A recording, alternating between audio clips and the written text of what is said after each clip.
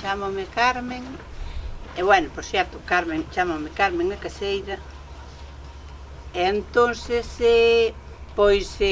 empecé a traballar, tiña 11 anos, xa antes traballaba.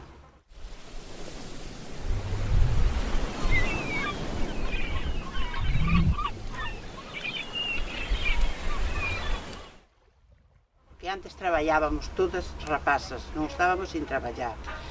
Íbamos ao colégio, do colégio a traballar. E entonces fume para pedir traballo na Batea a un señor que lle chamaban Sergio. Outro, non había máquinas, non había nada, todo era a base de man, a puro traballo, nada máis. Era pequena, caía abaixo, caín unha vez, agarrime a unha corda así, e colleronme para arriba a correr, molladiña a pincar, e non tiña roupiña, e estábamos así, éramos recufriño, pero tiñamos que estar, que non nos quedaba outra, hasta que chegábamos á casa á noite, que levábamos a comida. Que vos quero dicir de comida?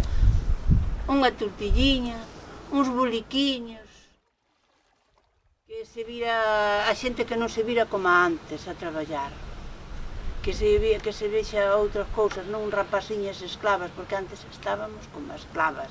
Éramos no mundo que están agora, un terceiro mundo, pero un mundo perdido. Non era un mundo bonito para nós, era un mundo de nada. Tuve un irmán neste mismo barco, íbamos polo Chaso andando, e caeu un irmán ao mar. Bueno, isto ainda o teño aquí no peito, que me doi moito, porque vino coller agua co caldeiro e vino ir ao mar, Dios mío, foi para baixo, viña para arriba, o barco a voltas e non éramos capaces de o coller, hasta que o collemos, pero xa na última provincia xa non podía máis, e ven para arriba.